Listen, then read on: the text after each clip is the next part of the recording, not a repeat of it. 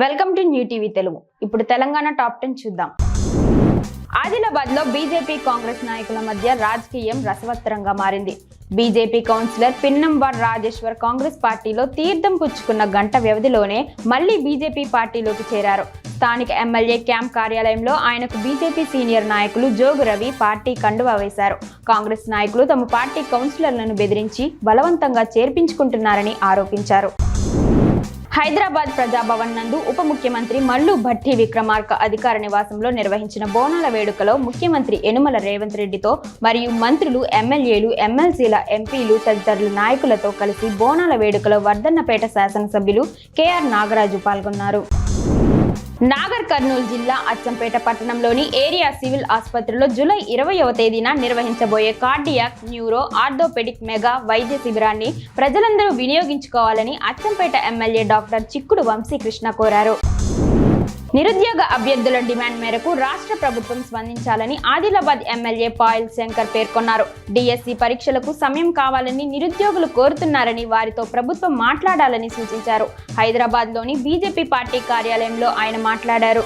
గత BRS party అవలంబించిన తీరుని నేడు కాంగ్రెస్ ప్రభుత్వం అనుసరిస్తుందన్నారు. మెదక్ జిల్లా నర్సాపూర్ నియోజకవర్గం వెల్దుర్తి మండల కేంద్రంలో పోలీసులు ప్రత్యేక తనిఖీలు నిర్వహించారు. జిల్లా ఎస్పీ ఆదేశాల మేరకు పోలీస్ సిబ్బంది ప్రధాన చౌరస్తా వద్ద వాహనాల తనిఖీలు నిర్వహించారు. ట్రాఫిక్ నిబంధనలపై వాహనదారులకు అవగాహన కల్పించారు. మద్యం సేవించి వాహనాలు నడపవద్దని, ట్రాఫిక్ నిబంధనలు పాటించాలని సూచించారు. ఈ కార్యక్రమంలో వాహనదారులు, పోలీస్ సిబ్బంది తదితరులు పాల్గొన్నారు. ఆదిలాబాద్ జిల్లా కేంద్రంలో బీజేపీ శ్రేణులు చేపట్టిన ఆందోళన తీవ్ర ఉద్రిక్తతకు దారితీసింది. తమ పార్టీ కౌన్సిలర్లు అప్పగించాలంటూ వారు డిమాండ్ చేశారు. ఈ క్రమంలో నాయకులను అరెస్ట్ చేయడానికి ప్రయత్నించగా తీవ్ర తోపులాట చోటు చేసుకుంది. ఇందులో భాగంగా పలువురు బీజేపీ నాయకులు పోలీస్ వాహనాన్ని ధ్వంసం చేశారు. నాయకులు ఎంతకు వినకపోవడంతో స్వల్ప లాఠీ చార్జ్ చేశారు. దీంతో ఆందోళనకారులను పోలీసులు అరెస్ట్ చేశారు. ఆదిలాబాద్ జిల్లా కేంద్రంలో బీజేపీ శ్రేణులు చేపట్టిన ఆందోళన నేపథ్యంలో ఆ పార్టీ కౌన్సిలర్ పిన్నంవార్ రాజేష్ కీలక వ్యాఖ్యలు చేశారు. తనను ఎవరు కిడ్నాప్ చేయలేదని పేర్కొన్నారు. స్వతహాగా ఓ పని మీద కాంగ్రెస్ పార్టీకి వచ్చానని అన్నారు. కాంగ్రెస్ పార్టీలో చేరారా అని మీడియా ప్రతినిధులు అడిగిన ప్రశ్నకు ఆయన సమాధానం దాటే వేశారు.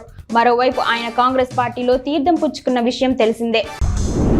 వికారాబాద్ నియోజకవర్గం అనంతగిరిలోని శ్రీ అనంత పద్మనాభ స్వామి వారిని వికారాబాద్ జిల్లా కలెక్టర్ ప్రతీక్ జైన్ కుటుంబ సమేతంగా స్వామి ఆలయాన్ని సందర్శించి అనంత పద్మనాభ స్వామి వారిని దర్శించుకున్నారు.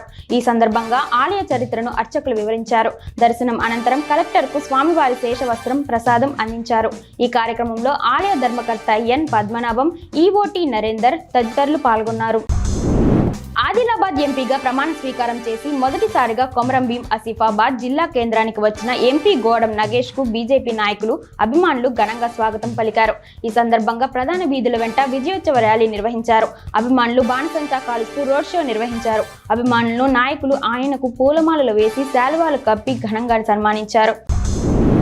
మెదక్ జిల్లా నర్సాపూర్ మండల కేంద్రంలో రైతులు చేస్తున్న రిలే నిరాహార దీక్ష 3వ రోజుకు చేరుకుంది.